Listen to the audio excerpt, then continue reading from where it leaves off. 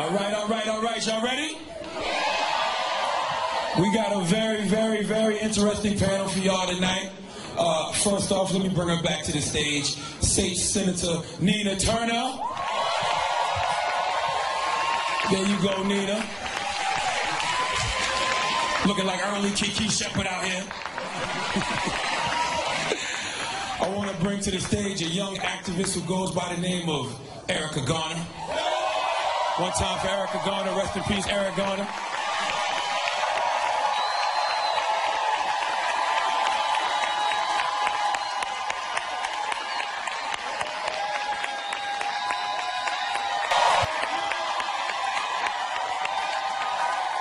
That's right.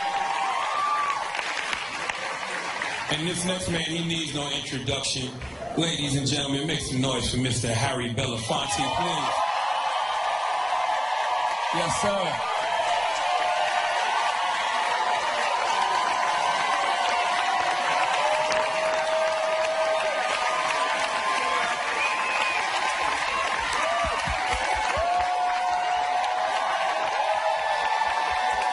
That's right, Harry Belafonte, y'all.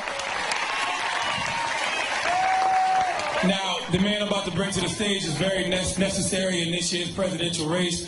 I feel... What? I'm good? Okay. Just making sure he's ready. You know, I feel like if it wasn't for him, a lot of issues that are being addressed, especially issues that are affecting the African-American community, wouldn't even be brought up. And I have to almost single-handedly give him the credit for bringing these issues up in this year's presidential race. Make some noise for Senator Bernie Sanders, y'all.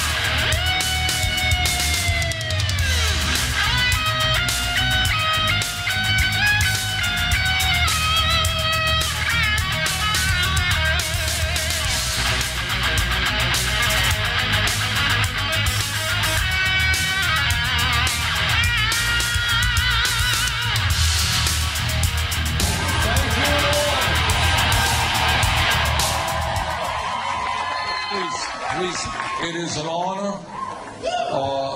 to be in this iconic theater. And I thank all of you for being out here this evening to discuss some... So let me give you a news bulletin. We just won Wyoming.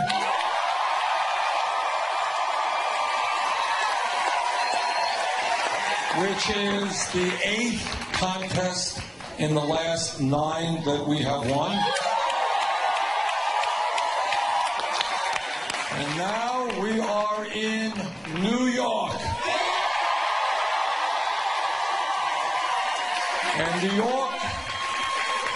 New York has the chance to really make history. If we win here, if we beat Secretary Clinton,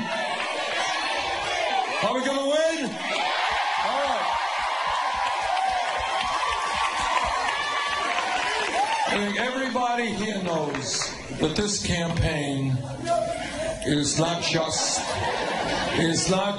about electing a president. It is about transforming America. It is about making it clear from coast to coast, and I've been all over this country. The American people are tired of the same old establishment politics and establishment economics. They are tired of a government that is dominated by wealthy campaign contributors. They are tired of an economy where almost all new income and wealth goes to the top 1%. They are tired of a corrupt campaign finance system in which billionaires are buying elections, and they are tired of a broken criminal justice system which has more people in jail than any other country on earth. And we're going to end that. All right?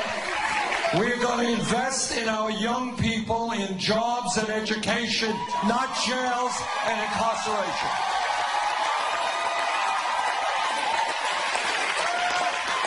We have come a very long way in the last 11 months, but we can win this thing. There is a path toward the White House, and don't let anybody tell you there is not.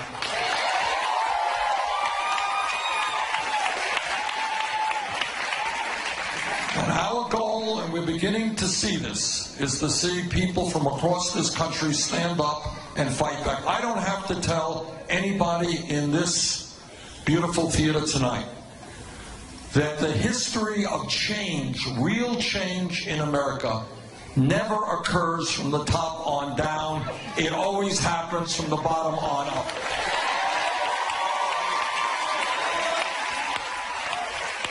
Whether it is the history of the trade union movement, whether it is history of the civil rights movement, the history of the women's movement, the gay movement, the Fight for 15 movement.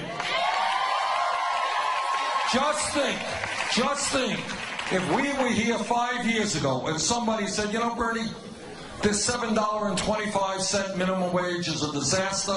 It's a starvation wage, and we've got to raise it to $15 an hour. The person next to them would have said, $15 an hour? You're nuts.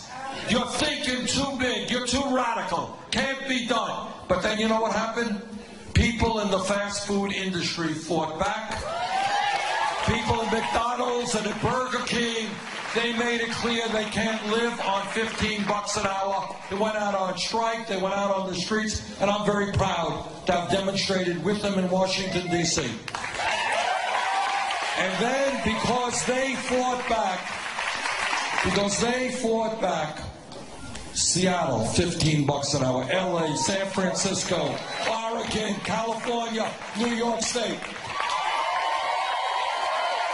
And trust me, it wasn't because your governor had a great idea that he wanted to do it. It's because the people told him he had better do it.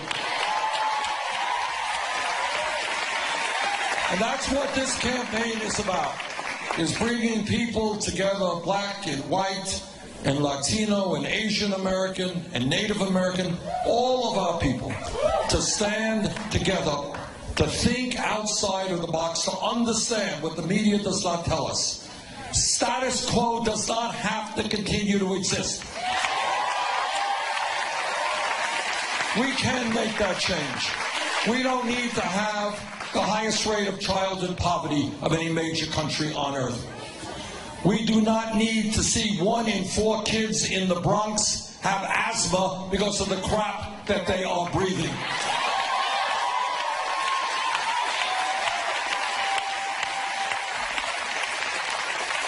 We do not need to continue to see gentrification, which is driving working people out of their neighborhoods.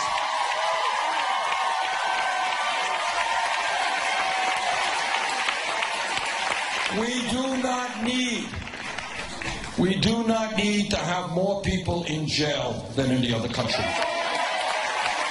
We do not need to be the only major country on earth that does not guarantee health care or paid family leave to all of its people. All right? So don't let anybody tell you that our options are this narrow, to think small. We don't have to think small. This is the wealthiest country in the history of the world. And when we stand together, we can make profound changes. That is what this campaign is about. And I want to thank all of you for being here. And I want to let me thank Erica for doing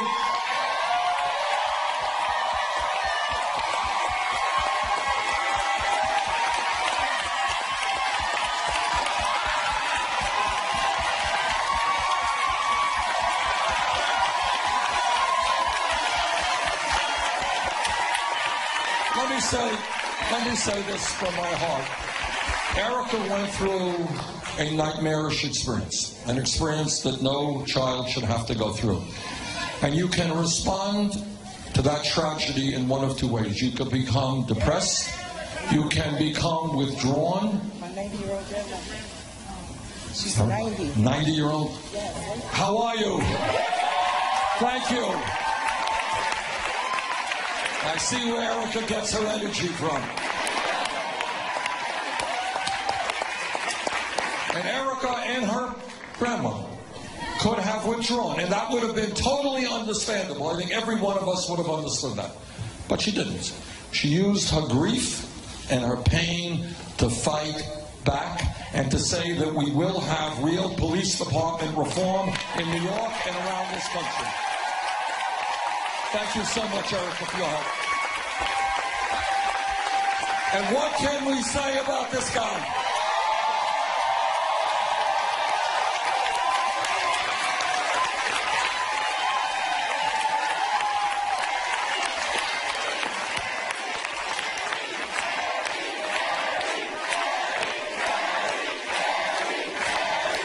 We have all known Harry Belafonte as one of the great American entertainers for decades. But he has, that's the point. But what not a whole lot of people know, that's right, we've known him as a great entertainer, but not everybody in America knows that for decade after decade after decade, he has been there fighting the fight for racial justice, for social justice. He was there with Dr. King. Yes, and I got to admit, I'm old enough. I was there at the March on Washington too.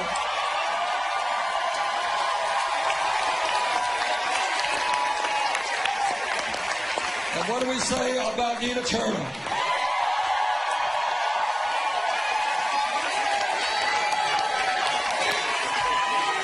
Nina is a former state senator from Ohio, and she had incredible courage. And that, I think it's no great secret that in every state in this country we're taking on the entire Democratic establishment.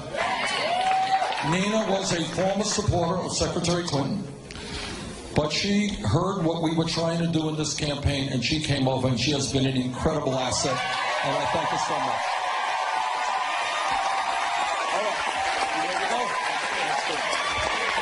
All right, y'all ready? All right, let's get to some questions here. We're gonna get to y'all in a minute. Let me get a few out first of all. Let's start with the term super predators. Now, earlier this week, Bill Clinton made some very disturbing comments seeming to defend Secretary Clinton's now infamous super predator comments and disparage the Black Lives Matter activists. What are your thoughts about what he said, Senator Sanders? Unacceptable.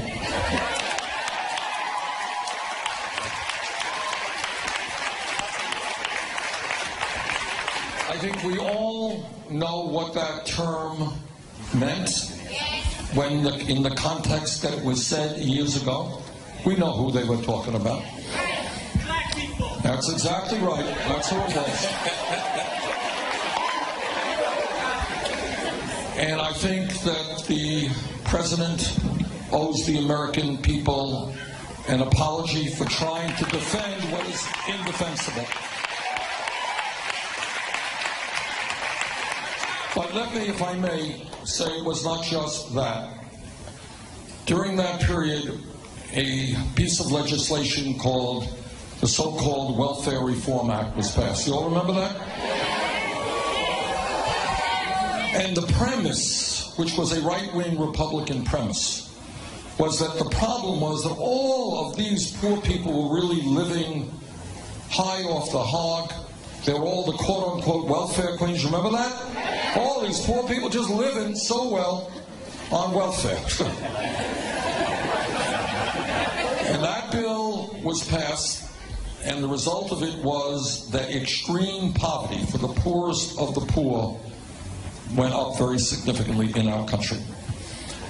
And what that politics is about, what that psychology is about, is to adopt the Republican belief that the way you get votes is beating up on the poorest and most vulnerable people in this country. That is a bad, bad way to win votes. To beat up on people who are helpless, who are barely making it economically, and to go after them to win votes and to cut benefits for children, for moms, is unacceptable. And we are going to put an end to that mentality. We're not going to be beating up on the poor. You know, if you notice, in much of today's political discussion, the word poverty is virtually not mentioned. You know that? It's not mentioned. We got 47 million people living in poverty. We have the highest rate of childhood poverty of any major country on earth. I'm going to put the issue of poverty back on the table.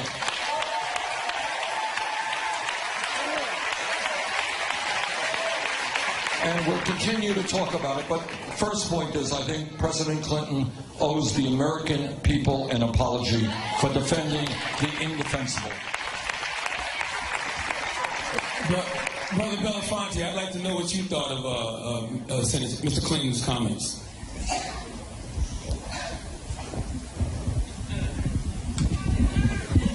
First of all, let me just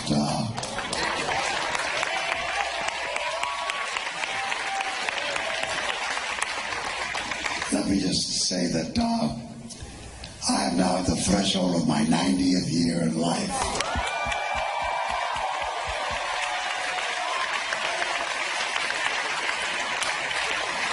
And to have lived long enough to see Bernie Sanders step into the fray and to put some skin in the game has kind of reawakened my youthful spirit. I spent a great deal of time traveling around the United States of America. I did that as a performer, but I now do this as an activist. I don't run for political office, but I do run for justice.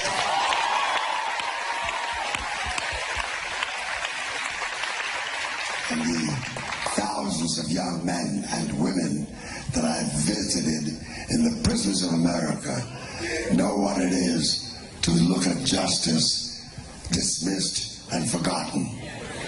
And I am just absolutely thrilled to have been given the opportunity to stand on a platform with a man that has the integrity and the dignity and the ability to lead this country into a new horizon.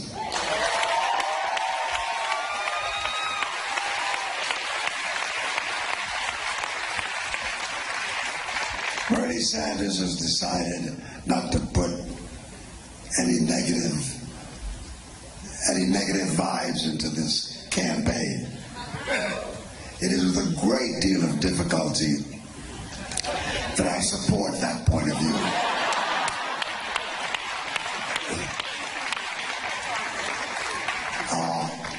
Those who oppose Bernie Sanders and those who would choose to defile him, those who would choose to minimalize what he's about, does this country a great disservice. What America needs is exactly what Bernie Sanders is giving us. And if we blow this opportunity, we will have blown the opportunity to change America for the foreseeable future.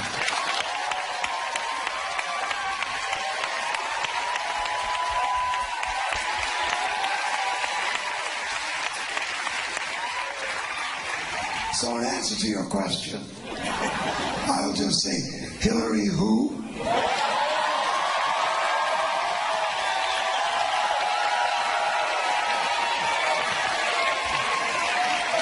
We have been there and done that. Today is a new day. Bernie Sanders.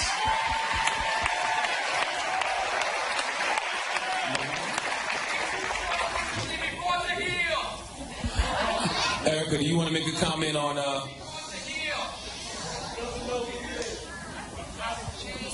Erica, do you want to make a comment on President Bill Clinton's comments? I just want to say that Bernie is going to be our next president. That's all.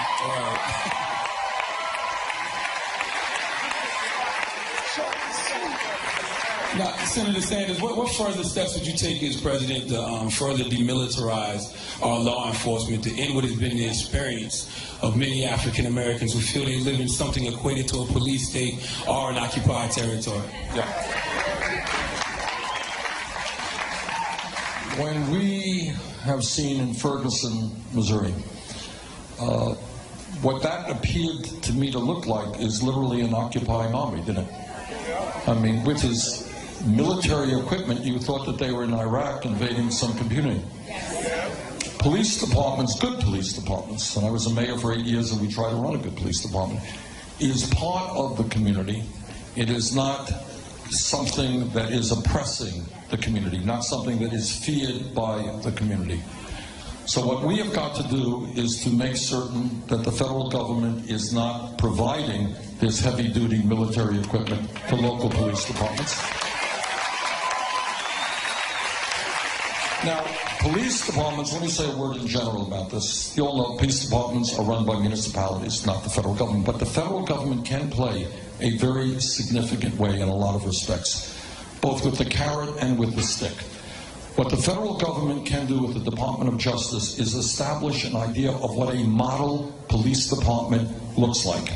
And what a model police department looks like, number one, is one that is demilitarized, one in which the department reflects, the members of the department reflect the diversity of the community they're serving.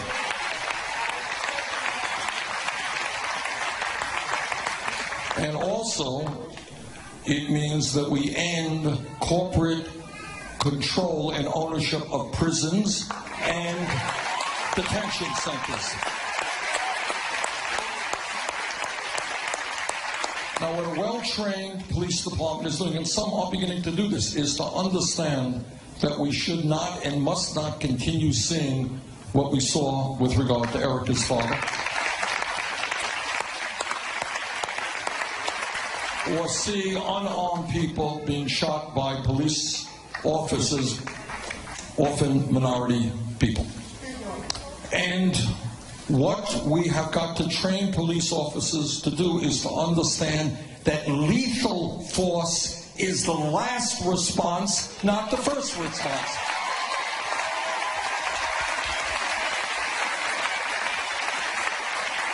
I'm going to give you an example. This is in my state, not a minority community.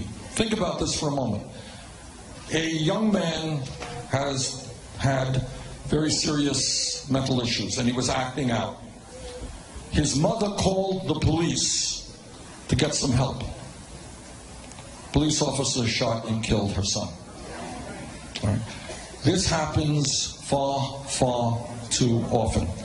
So we need, being a cop is not an easy job. We all know that. And most of the police officers I know try hard to do the right thing, and they're honest. But, when a police officer breaks the law, like any other public official, that officer must be held accountable. And I think one of the ways we do that, and this is what I will fight for, is that any person in America who is killed while being apprehended by a police officer or dies in police custody, Sandra Brand, that death will automatically trigger a Department of Justice investigation.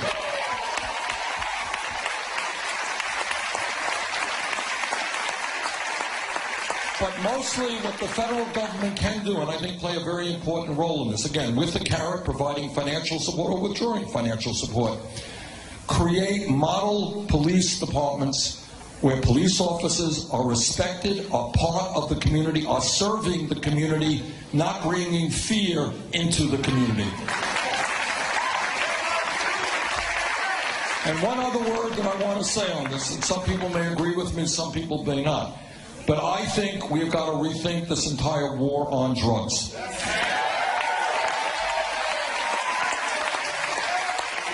Millions of people have been arrested and some have been in prison for dealing with marijuana or possessing marijuana. All right, lives have been impacted. You're a young person, you got a police record, you're going out trying to get a job. You know what? Ain't so easy. All right, so that is why I believe that right now when you have the Federal Controlled Substance Act having marijuana as a Schedule I drug, that's the highest level, right alongside of heroin, that's pretty crazy. So I think we're going to take... We have legislation in that will take marijuana out of the Federal Controlled Substance Act, not make it a federal crime. And here, when we talk about criminal justice, this is really interesting. Turns out that the black community and the white community do marijuana at about equal rates. But you know what?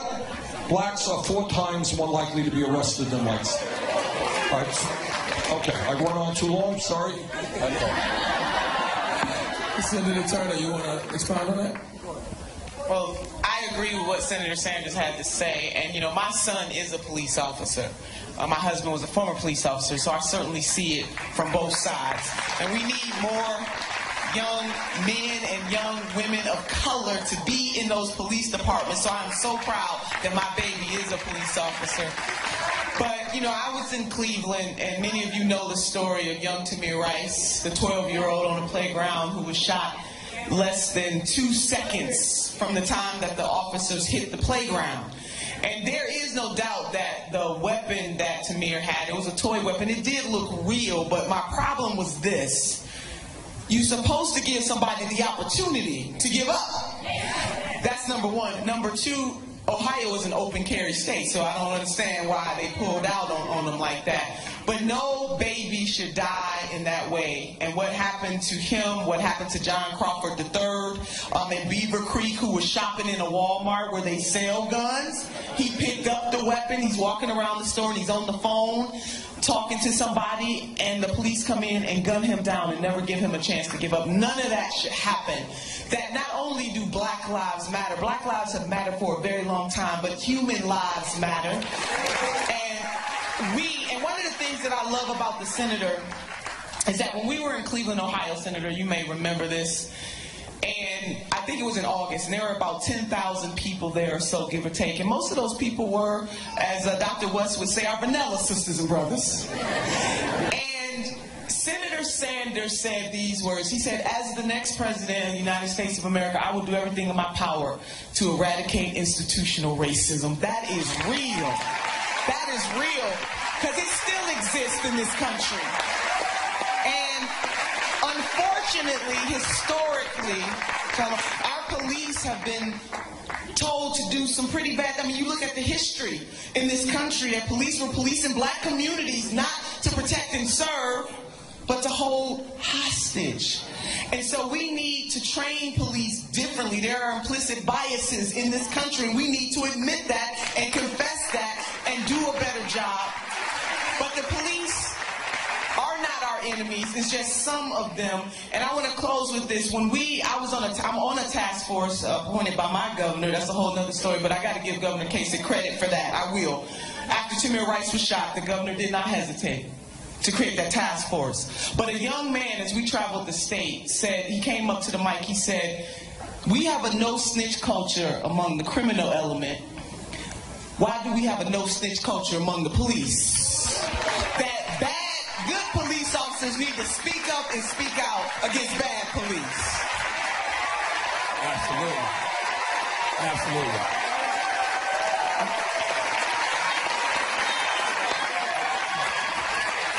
I just want to expound on something you said, Senator Turner. How do we get more people of color to want to be police officers? Because a lot of times in our culture, we've been taught F the police, you know, not to want to be a part of that system. How do we get more of us to be a part of that system? I mean, we got to restore it in the schools, and being a police was a noble thing. I mean, I know growing up, people wanted to be police and firemen, and we just have to have those very real conversations in our community, just as we want folks to become teachers. We have to speak that life into our children, that we need them to stand in the gap. We need more women, because women de-escalate situations. We de-escalate. I'm just saying, we bring the temperature down. Or up, you know. But more estrogen, less testosterone. But that's real, you know. But we really do, as a community, and I mean the community of community, we do have to encourage our young women and our young men to be police. Because to see African American and Latino and Asian and Native American, to see police officers of color brings a whole nother dynamic in the room. It should matter that you're in the room, sisters and brothers. And so we got to speak that life into our children, encourage them to be in law enforcement. Absolutely. Now, Senator Sanders, you speak on poverty a lot. Describe how your economic plan provides for a reinvestment in the distressed neighborhoods, and also how do we assist those who have yet to experience the economic recovery in their lives and see it in their communities? Well, there are a lot of people who have not seen much economic recovery in recent years, and especially in the African American community. So let me just go over a few things. When you read on the front pages of the papers that unemployment in America is 5%, it's not true. There's another government statistic that talks about real unemployment, people who are giving up looking for work, and people are working part-time when they want to work full-time. So the real number is 10%, and in the African American community it is a lot higher than that. For young African kids between 17 and 20 who graduated high school, real unemployment is, as I said earlier, 51%. Right? And that is beyond outrageous. It is, think about how many lives of kids that go to school, they graduate school, going out looking for a job, I can't get a job, I can't get a job, I get rejected. 3 years later, I got no money, I got no income. What kind of life do I have? All right, so we have to deal with that. So number one, I believe that at a time when we are spending and have spent trillions of dollars fighting a war in Iraq that we never should have fought in the first place.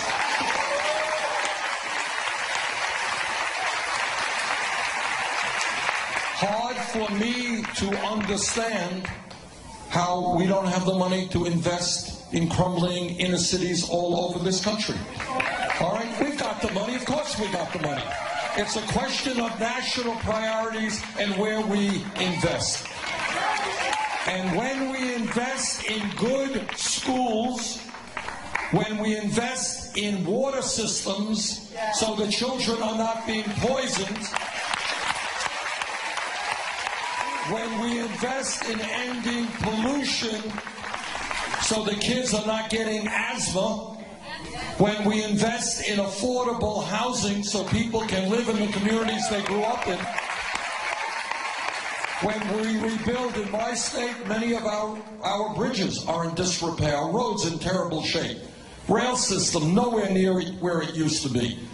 We can create 13 million jobs rebuilding our crumbling inner cities and our infrastructure. Now, what an extraordinary thing it would be to be training young kids who today are unemployed, training them to be carpenters and plumbers,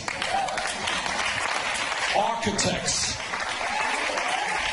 to be learning how to install solar energy, to do all of those things to transform inner cities throughout this country. So to answer your question, number one, we change our national priorities. No more tax breaks for billionaires.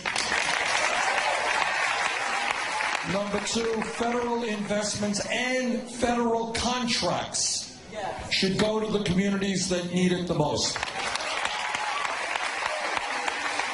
If we're going to get a handle on why we have so many people in jail, we got to get a handle on high rates of youth unemployment. And I cannot see any group of people who can do a better job in putting young kids to work than small and medium-sized African-American businesses.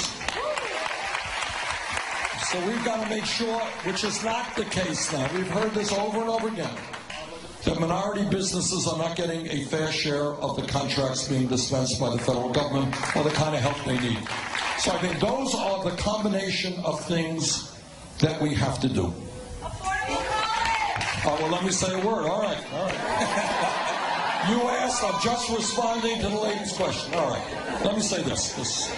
I talk about this every day. Today,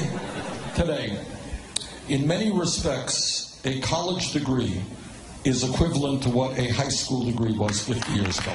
You all know what I mean by that? 50 years ago, you had a high school degree, you were pretty well educated within the society. You can, in most cases, go out and get a pretty good middle-class job. That was the reality then. The world has changed, the economy has changed, technology has changed. Simple truth, which is pretty undeniable, is that people simply need more education. So when we talk about public education today, it's not good enough to simply talk about the first grade through the 12th grade. That's what we've had now. That's what we've had for 100 years. That was great back then. But the world has changed. And I believe that when we talk about public education today, what that must mean is free tuition at public colleges and universities.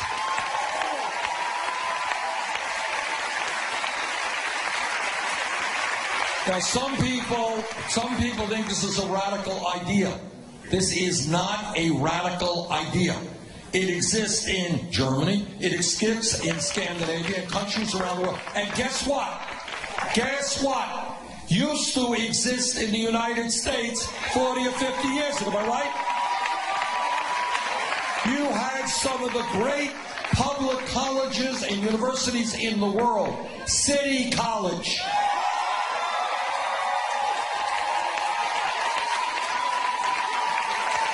Brooklyn College, Queens College, University of California, other great schools. I'm not talking about schools. These were some of the best colleges and universities in America, and at that point, tuition was virtually free. So what we have got to ask ourselves, if we can have free colleges and universities 50 years ago, why in God's name can we not do that today? And that's what we should do.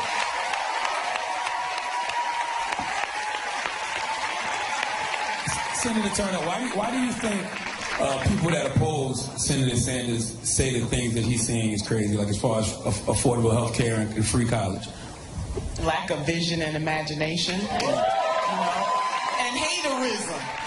Some folks just hate on you when they don't have the same passion and determination and vision. We want a leader that's visionary, and that is what Senator Bernie Sanders is, a visionary before his time. And, I know we're going to get Mr. Belafonte and Sister Erica in this, but for me, and I said this before, but Robert Browning said that man's reach should exceed his grasp. What is heaven for if we can't hope, believe, and dream? We are motivated by hope. Hope gets us up every morning. Once we stop hoping and believing that we can do better, what's the use of going on? And so it just boggles my mind. As I said, Congresswoman Barbara Jordan said what the people want is simple. They want an America as good as its promise. When Senator Sanders talks about universal health care, that's an America as good as its promise. When he talks about college education, free tuition, pre-K to college, that's an America as good as its promise. When he talks about the 4 violences that impact black and brown folks, the 5 violences that impact black and brown folks, that's creating an America as good as its promise. When he talks about paid family and medical leave, that's creating America as good as its promise. Man, why would you want a leader that wants to talk about incrementalism? Sisters and brothers, I grew up poor, and when you poor, you don't want to hear like somebody they're going to take their time to help you out. You want help right now. Right now. So, it's just haterism. It's just haterism. Brother Harry Belafonte, I have the same question for you. Why do you think they try to paint Senator Sanders as crazy? Because you've seen a few of these.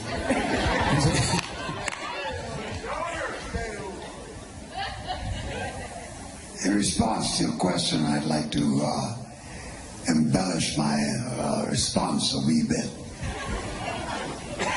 The United States of America, when the founding fathers came to this hemisphere, to this continent, they found a people here who had been living here for thousands of years, who had lived in harmony with the land, and had welcomed those who came as visitors to this continent. We call them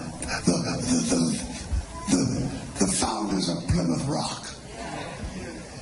In developing a relationship to this continent, the invading forces from Europe eliminated an entire race, eliminated the indigenous. The Native Americans were ground under and forever made to be, hopefully from their perspective, they were hopeful to have made them extinct. When they no longer had them, they went and got slaves from Africa and brought them here for 100 years of anguish and servitude and pain. When there was a successful resistance against that fact and seeking change, it was replaced by 100 years of segregation.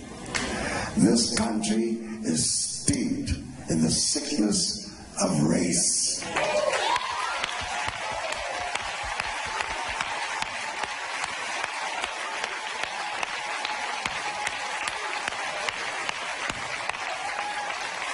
Almost everything that we do can be traced in some of its villainy to the issues of race.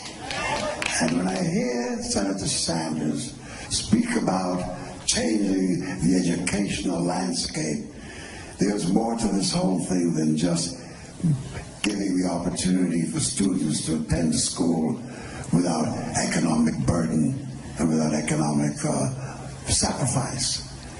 What we would have to do is to begin to have a discourse to change the content of the curriculum.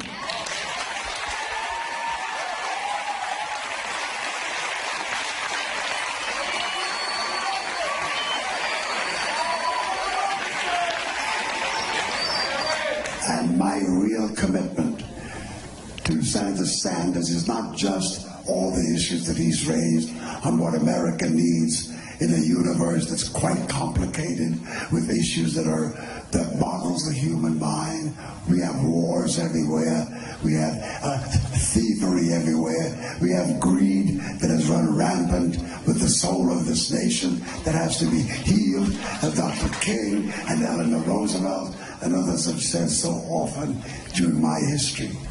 And my real hope is that after we've gotten the administration going, that we would really and truly invest heavily into the issue of defining what happened to this nation around the issues of race and changing the way in which America treats its citizens of color, and that we be given an opportunity to participate and contribute as fully as we can. That's what I got up out of my bed and decided to be able to step into the floor.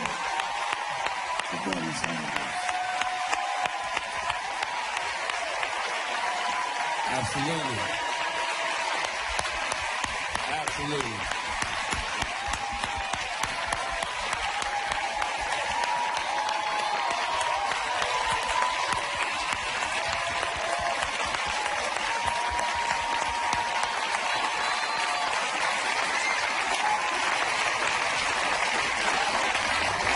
Now, before we turn the Q&A over to the audience, I do want to ask Senator Sanders, why does it seem like you are the only candidate that hasn't been afraid to speak about systemic racism?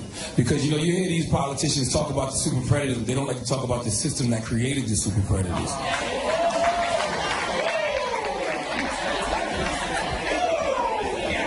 Well, I can't talk about other people, I can just talk about myself. Let me just... maybe it has something to do, and this is personal. I'm not one who likes to talk about myself very much. It's something a little bit uncomfortable. But I think most of you know I'm Jewish.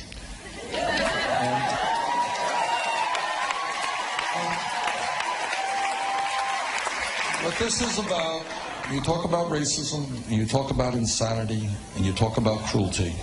I can remember as a kid, tears coming down my eyes, knowing that much of my father's family was wiped out by a lunatic in Germany.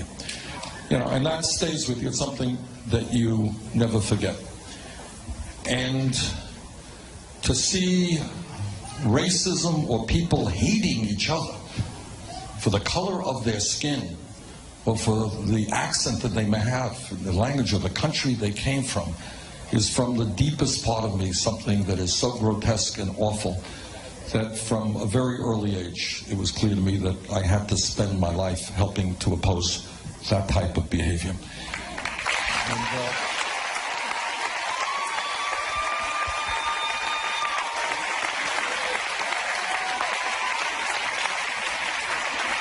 I could just tell you, when I was a kid, I went to 1 year here at Brooklyn College, and then my mother died during that year, and I decided to, I grew up, you know, I grew up in my accent, I think, gives me away.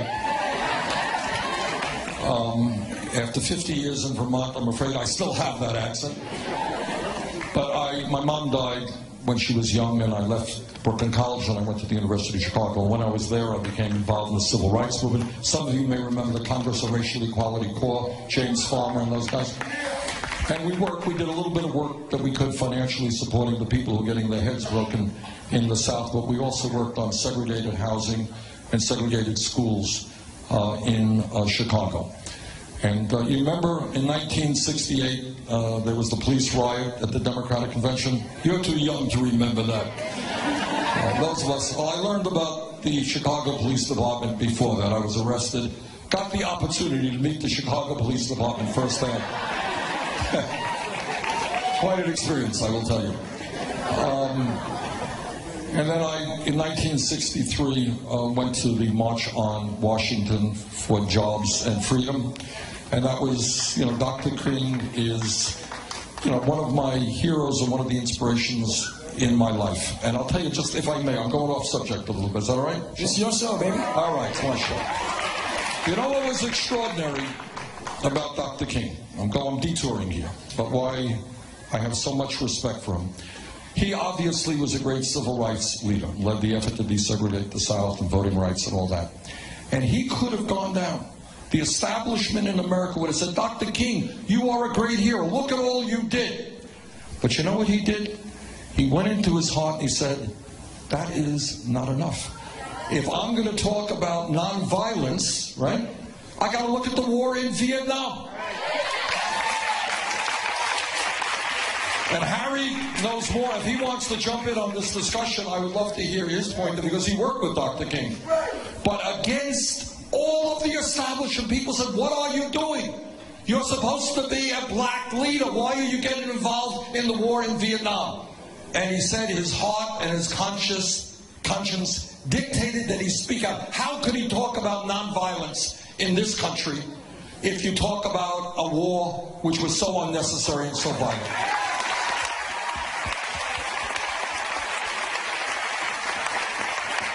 And suddenly, and Harry, you jump in and correct me if I'm wrong here, but a lot of his liberal contributors stopped contributing. They said, you're going beyond where you're supposed to go. You're a black leader. You can deal with civil rights. We don't want you talking about foreign policy. And then he went even further. And he made the point, he said, of course we have to destroy segregation. But what does it matter if we open up restaurants and hotels, but people don't have the money to be able to go into those restaurants and into those hotels?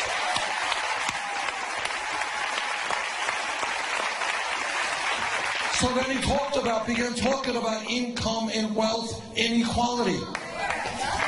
And everybody here remembers where he was when he was assassinated. It wasn't in a quote-unquote civil rights march. He was standing with sanitation workers who were being exploited in Memphis, Tennessee.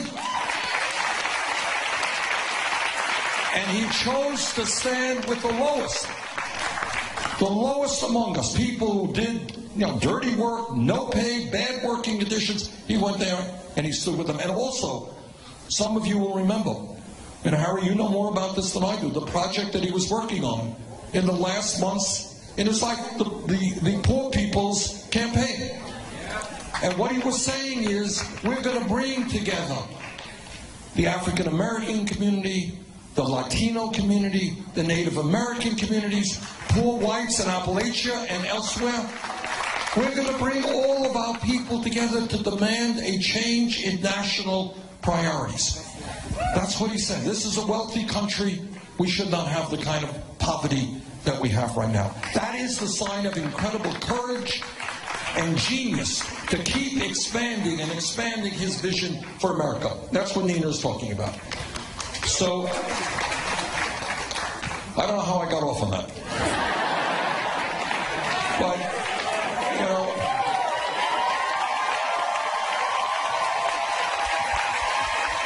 but that's the vision. The point is that everything, and that's what he saw so brilliantly, and with so much courage. He knew what he was doing. He knew that he was going to antagonize the establishment by doing that. But he kept going because it was the right thing to do, and that is what his mind and his heart told him to do. And that's where we are in many ways right now. We're asking these same questions. Why, at a time when this country has so much wealth, is there so much poverty? Why are people sleeping out in the streets? Why are schools failing? You know, we would have a different discussion if we were a poor country. All right, if we were a poor country, we would like to see kids have a good education. We're too poor, right? We'd like everybody to have health care. We don't have the money to train doctors. That is not the case. All right? The case is that you got a Wall Street, you got a corporate world whose greed is doing so much damage to all of us. So, Charlemagne, I apologize again for detouring. It's all good. Mr. Belafonte, do you want to expound on anything that was said?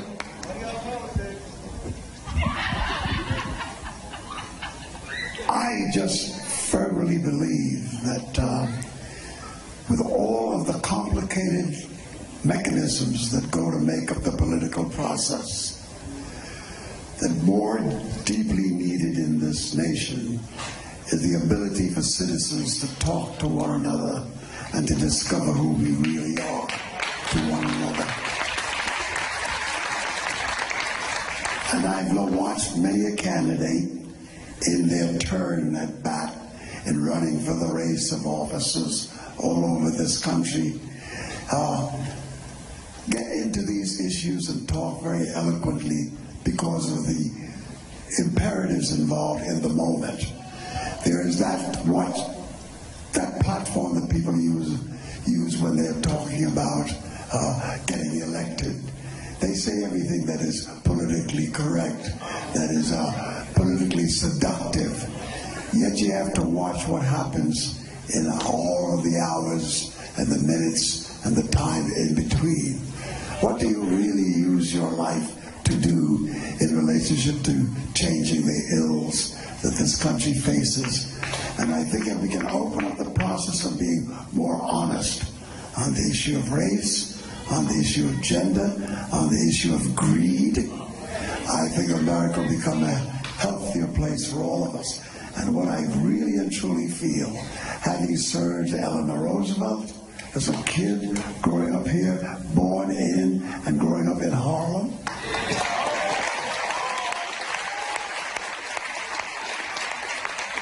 having my eye teeth cut on social activism during the labor strife and the sleeping car porters and all of those who came out of Harlem, serving Dr. King, serving during the Second World War on the issues of fascism and the war to what they said the war to end all wars. It was really the war to begin to have a discourse on what that war was about. Because we're still having wars today, most of them deeply driven by racial and economic circumstances.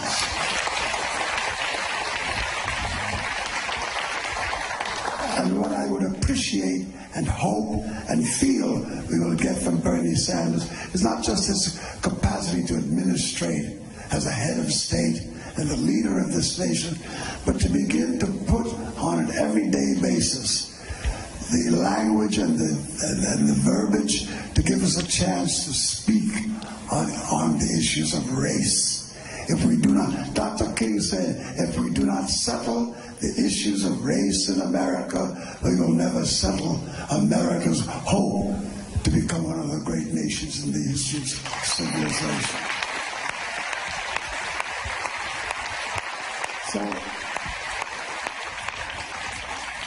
with Senator Sanders, with what he has said, with what he is about. I believe America has been given yet again another opportunity to overcome the obstacles that are before us, being led by those who understand clearly what needs to be done. And I would hope, and especially I say this without, well, I say because it needs to be said, in particular, if you look at every ill and every grievance that can be revealed by the voice of the black community, you'll find that politics sits squarely in the middle of what can be done to cure the problem. We are having a large prison population because of how the law has been fixed. We have poverty because of how the law has been fixed. The only thing that can change the way these laws are applied is by getting out and vote and changing those who sit in office and make the rules.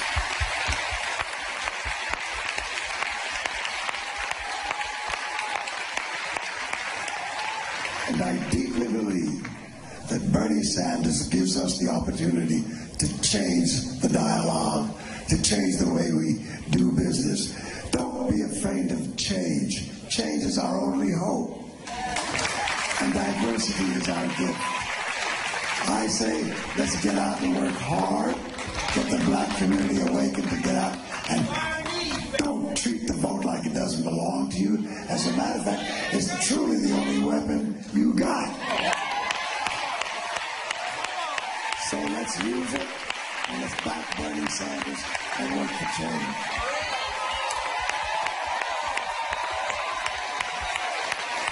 Now, Erica, you wanted to say something? Yes, I want to say something. Why have you chosen to stand next to Senator Sanders, Erica? Why I chose to stand next to him? He's a protester. Look at our nation and what's going on now. People are dying at massive rates and it's being broadcast on the TV. And no one is doing anything about it. No one is speaking out as much as Bernie Sanders has been speaking out about it. I mean, he's not only, he's opened my eyes to so much, like, he opened my eyes to like the economic struggle that we're going through. Yes, I was grieving about my dad, but my struggles every day.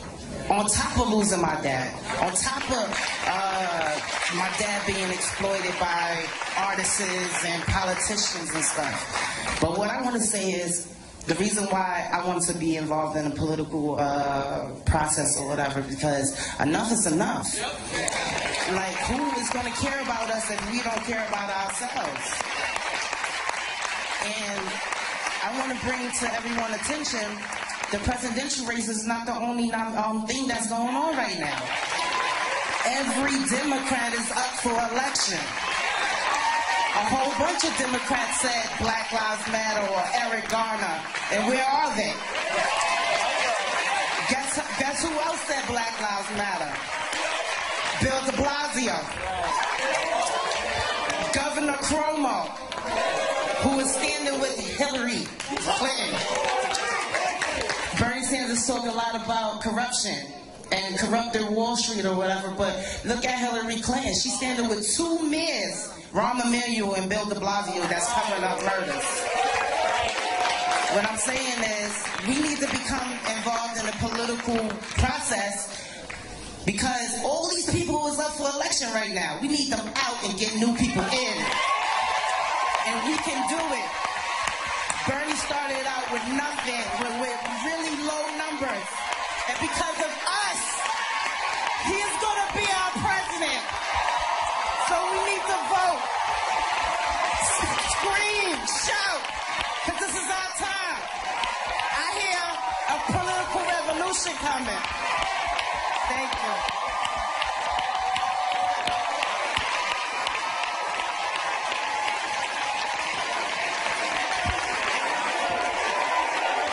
Bernie, Bernie, Bernie.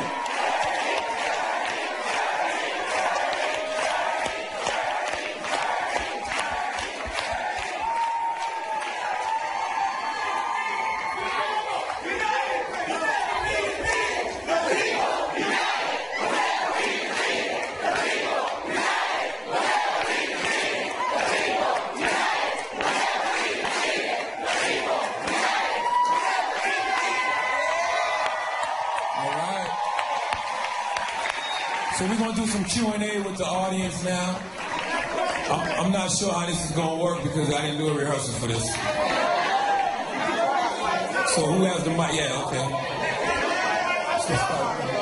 Right here with the mics? Okay, there you go. I'm sorry. Hi. Hello, Senator. It's pleased to meet you.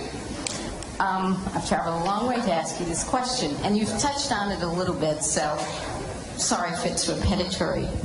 But with the devastation of all kinds of neighborhoods, black, white, way down south, impoverished, white neighborhoods, due to the predatory lending, foreclosures, and other factors driving property values down, what solution can you offer to bring equality to public education without resorting to privatization of education and commodification of children?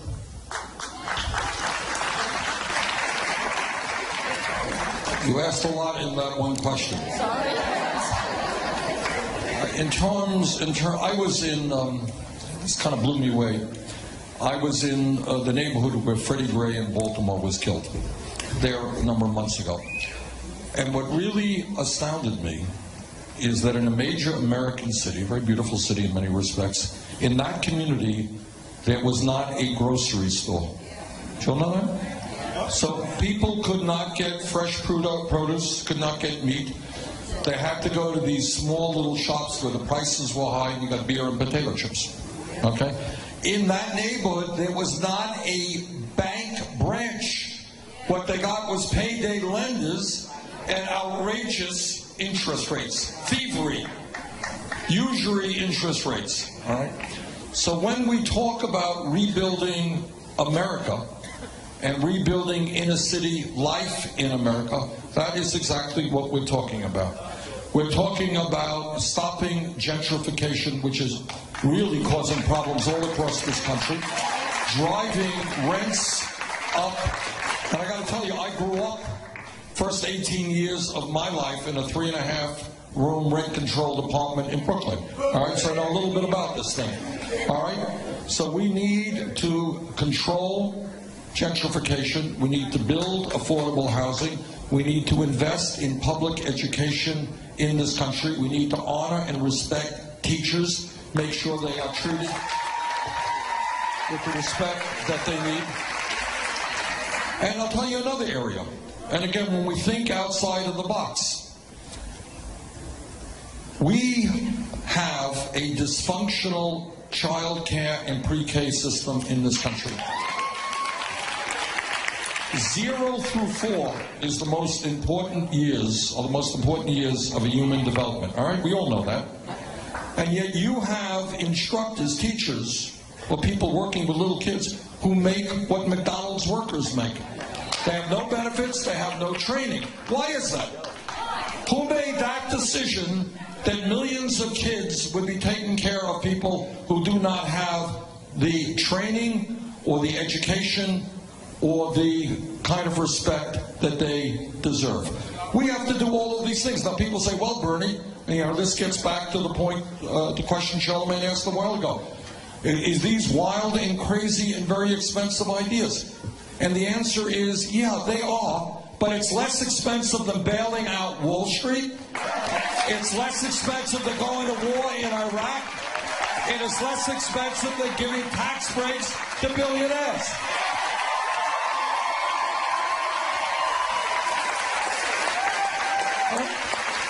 So we can do these things. Yeah, they sound idealistic, but if we have, and think what it means if kids from 0 to 4 get high-quality pre-K education, they're ready for the first grade. And if we have free tuition in public colleges and universities and strong public education, what does it mean to this country? Is this something that we in America are unable to do? I don't believe that. We can do it. But to do it, we're going to have to change our national priorities. To change our national priorities, we are going to have to take on the greed and selfishness of Wall Street and corporate America. We got another question over there. Brother got the microphone. Senator Sanders, welcome. My name is Linda Kumalo. And the drug issue is very personal to me. My brother, his name is Bongani Calhoun, also known as 290-23280. He is in federal prison on a 15-year minimum drug sentencing.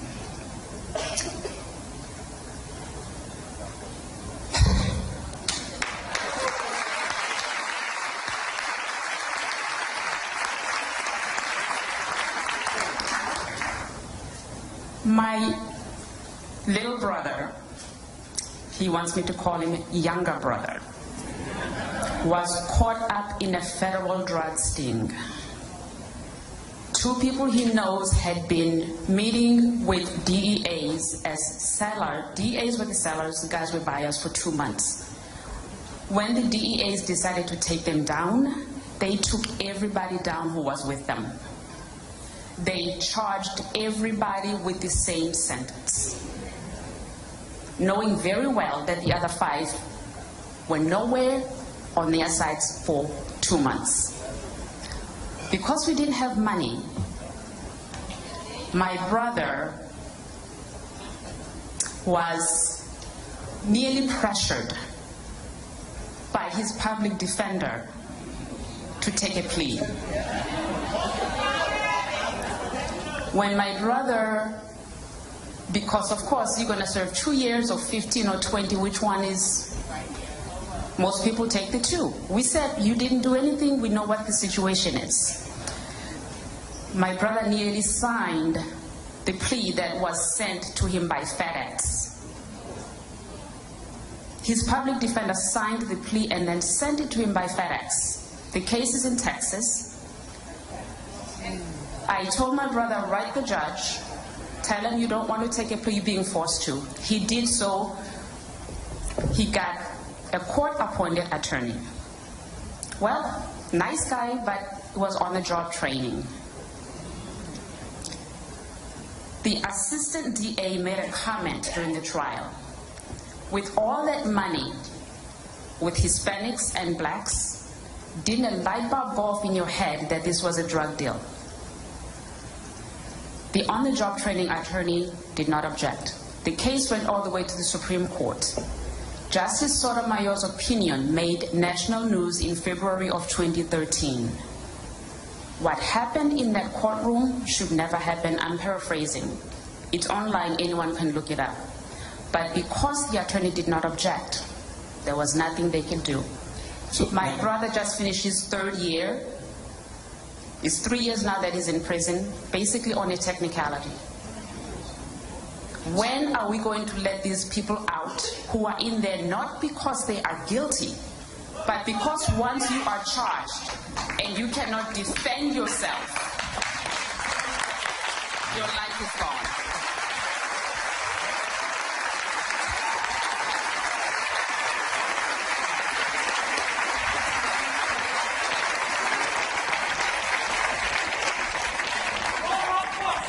Years and years ago, decades ago, in a very important Supreme Court decision, it was the Miranda case, what the Supreme Court said is that everybody has the constitutional right to have legal representation.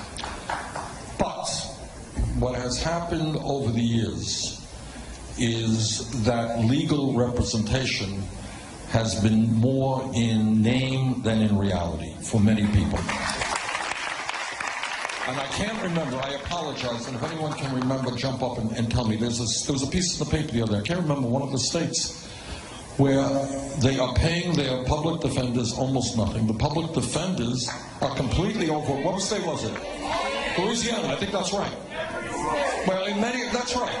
No, that's right. All right. But there was one case where from almost any sense of reality, poor people did not have legal representation. There were very few attorneys. They had incredibly large caseloads. They could not pay attention to the cases that were before them. So that is not legal representation. So for you, you have raised some very important issues. Number one, does everybody in America, regardless of income, are they entitled to good legal representation? The answer is yes. And all over this country, as state budgets become under attack, it's very easy for governors to cut back on public defenders, and it's very hard for any serious person, graduates law school, was an attorney, to go out and want to do public defender when you're being paid, very, very low wages. So we have got to honor what the Supreme Court said, and that is everybody in America is entitled to good legal representation. Number two, you raised the other issue, the broader issue of drugs in America and the war on drugs and so forth. And I can't get into the details of the case because I don't know all that much about the details of that case. But I can say this, that we need to fundamentally rethink the war on drugs. All right? We need, and broadly, aside from the issues that you have raised, when we deal with the problem of drugs in this country, which is a serious problem in terms of addiction and opiate abuse and heroin abuse, we need to look at it as a health issue, not a criminal issue.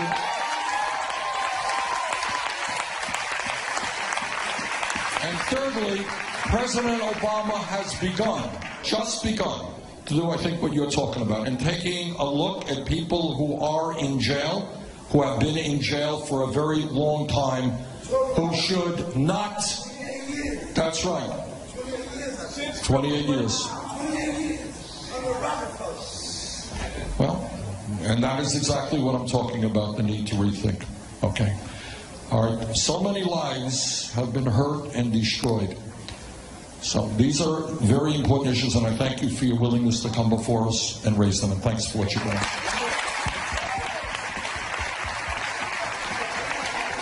I wish we had time for one more, but we don't. I wish we did, but we don't. They're telling me to wrap. So I hope that the information.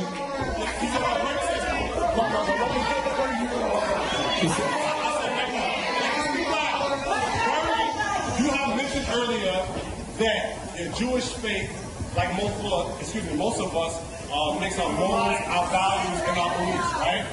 You grew up 18 years as a Jewish man in Brooklyn, and I read on Wikipedia, this might be wrong, you actually studied in Israel for a year. Once in Israel. Okay, once in Israel for a year. As you know, the Zionist Jews, and I don't need to defend anybody, all right, they run the Federal Reserve, they run Wall Street, they run everything there. All right, brother.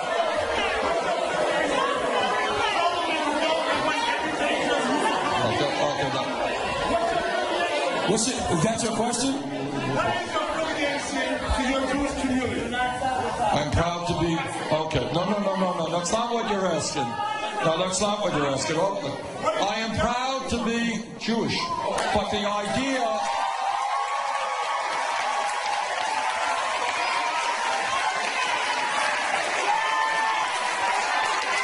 Okay. But I want to say something else. Let me say a word. Let him talk, brother. Let him talk. No. Okay. All right. Let me just say this on the issue.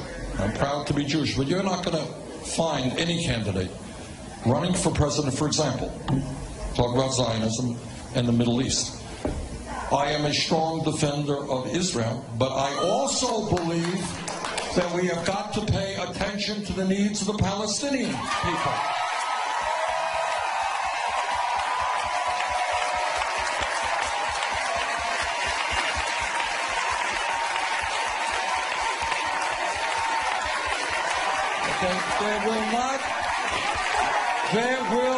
There are wonderful people, and I've met them on both sides of that issue, and there are bad people on both sides of that issue. And if we are going to bring peace, hopefully, God willing, in the Middle East, we're going to have to treat both sides with respect and equality. All right? All right, my friend.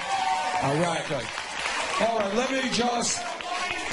Okay. Relax, brother. Okay. Relax, my brother. Now, Senator Turner, you want to give us some closing remarks? Well, sisters and brothers,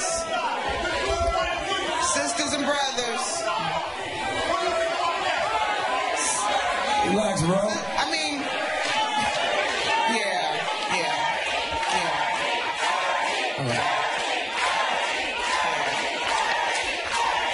All right, thank you. So the last comment the gentleman said was gentrification. Pardon me 1 second. The last comment the gentleman said was that gentrification is real. And Senator Sanders has spoken on that. So I think that it is great. And I know. And he said it. And he's talked about it.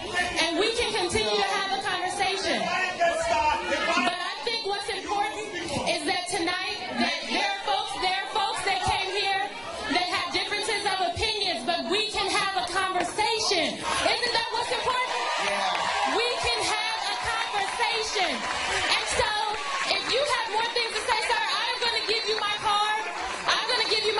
And we can have another conversation. But right now, I am so glad that we've been able to have a robust conversation. Give a round of applause for this room, ladies and gentlemen. Give a round of applause for this room. Let me thank all of you for coming out. Erica, thanks for all you're doing. Make some noise for Harry Garner, y'all. Thank you so much. Make some noise for Harry Belafonte. Make some noise for Senator Nina Turner. And make some noise for Senator Bernie Sanders, y'all.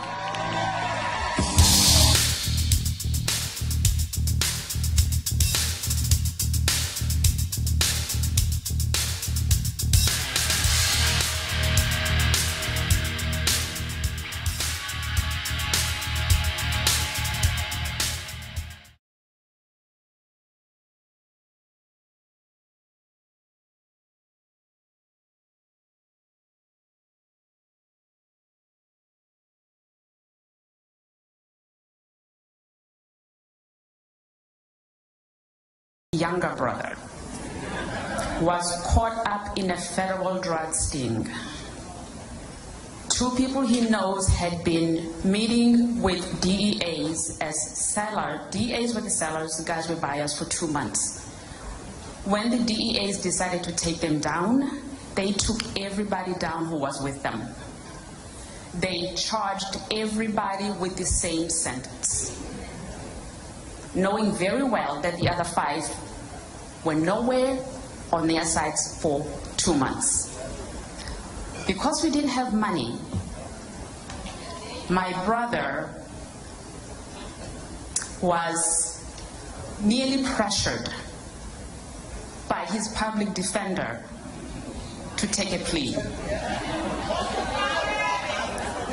When my brother, because of course you're going to serve 2 years or 15 or 20, which one is, most people take the 2. We said, you didn't do anything, we know what the situation is. My brother nearly signed the plea that was sent to him by FedEx. His public defender signed the plea and then sent it to him by FedEx. The case is in Texas. I told my brother, write the judge, tell him you don't want to take a plea, being forced to. He did so. He got a court-appointed attorney. Well, nice guy, but was on-the-job training. The assistant DA made a comment during the trial. With all that money, with Hispanics and blacks, didn't a light bulb go off in your head that this was a drug deal? The on-the-job training attorney did not object. The case went all the way to the Supreme Court. Justice Sotomayor's opinion made national news in February of 2013. What happened in that courtroom should never happen. I'm paraphrasing. It's online, anyone can look it up. But because the attorney did not object, there was nothing they could do. So my brother just finished his 3rd year. It's 3 years now that he's in prison, basically on a technicality. When are we going to let these people out who are in there not because they are guilty, but because once you are charged and you cannot defend yourself, your life is gone.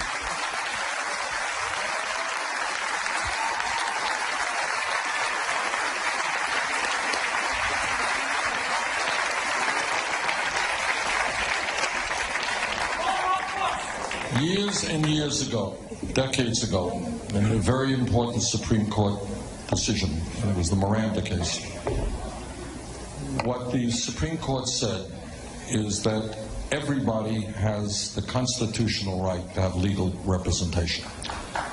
But what has happened over the years is that legal representation has been more in name than in reality for many people. And I can't remember, I apologize, and if anyone can remember, jump up and tell me. There was a piece of the paper the other day, I can't remember, one of the states where they are paying their public defenders almost nothing. The public defenders are completely over. What state was it? Louisiana, I think that's right. Well, in many, that's right. No, that's right. All right. But there was one case where from almost any sense of reality, poor people did not have legal representation. There were very few attorneys. They had incredibly large caseloads. They could not pay attention to the cases that were before them. So that is not legal representation. So for you, you have raised some very important issues. Number one, does everybody in America, regardless of income, are they entitled to good legal representation? The answer is yes. And all over this country, as state budgets become under attack, it's very easy for governors to cut back on public defenders, and it's very hard for any serious person, graduates law school, was an attorney, to go out and want to do public defender when you're being paid, very, very low wages. So we have got to honor what the Supreme Court said, and that is everybody in America is entitled to good legal representation. Number two, you raised the other issue, the broader issue of drugs in America and the war on drugs and so forth. And I can't get into the details of the case because I don't know all that much about the details of that case, but I can say this, that we need to fundamentally rethink the war on drugs. All right, we need, and broadly aside from the issues that you have raised, when we deal with the problem of drugs in this country, which is a serious problem in terms of addiction and opiate abuse and heroin abuse, we need to look at it as a health issue, not a criminal issue.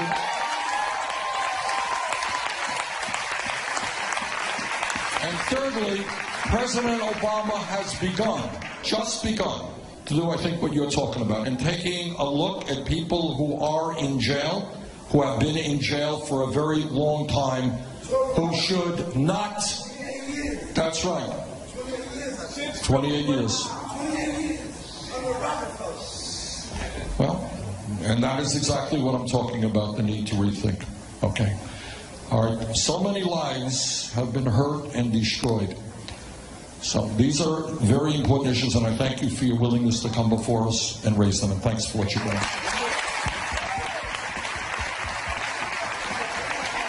I wish we had time for one more, but we don't. I wish we did, but we don't. They're telling me to wrap. So I hope that you know the information.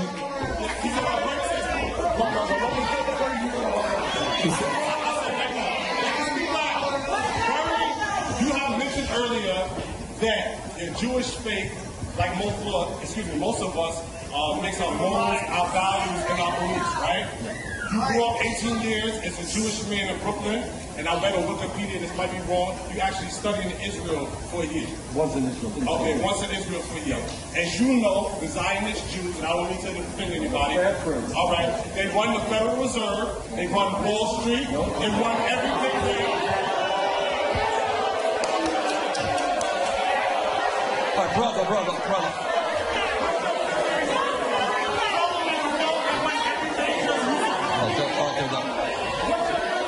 Is that your question? What is your affiliation to your Jewish community? I'm proud to be, okay, no, that's not what you're asking. No, that's not what you're asking. I am proud to be Jewish, but the idea...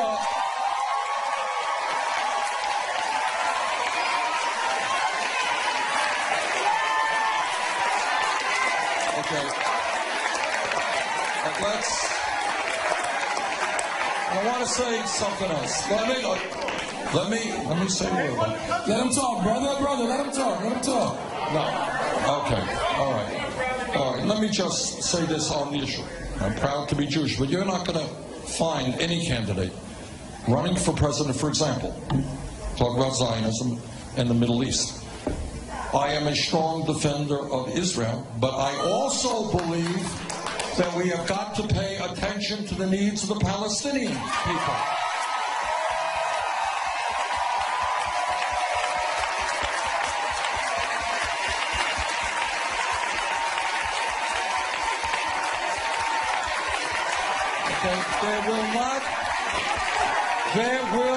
There are wonderful people, and I've met them on both sides of that issue, and there are bad people on both sides of that issue. And if we are going to bring peace, hopefully, God willing, in the Middle East, we're going to have to treat both sides with respect and equality. All right? All right, my friend. All right. Okay. All right, let me just... Okay. Relax, brother. Okay. Relax, my brother. Now, Senator Turner, you want to give us some closing remarks? Well, sisters and brothers,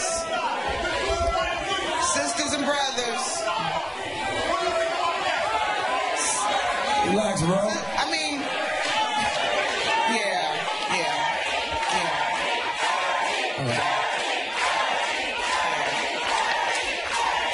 All right, thank you. So the last comment the gentleman said was gentrification. Pardon me 1 second. The last comment the gentleman said was that gentrification is real. And Senator Sanders has spoken on that. So I think that it is great. And I know. And he said it. And he's talked about it. And we can continue to have a conversation. But I think what's important is that tonight that there are folks that came here that have differences of opinions, but we can have a conversation. Isn't that what's important? Yeah. We can have a conversation. And so, if you have more things to say, sir, I'm going to give you my card. And we can have another conversation. But right now, I am so glad that we've been able to have a robust conversation. Give a round of applause for this room, ladies and gentlemen. Give a round of applause for this room. Let me thank all of you for coming out. Erica, thanks for all you're doing. Make some noise for Harry Garner, y'all. Thank you so much. Make some noise for Harry Belafonte. Make some noise for Senator Nina Turner. And make some noise for Senator Bernie Sanders, y'all.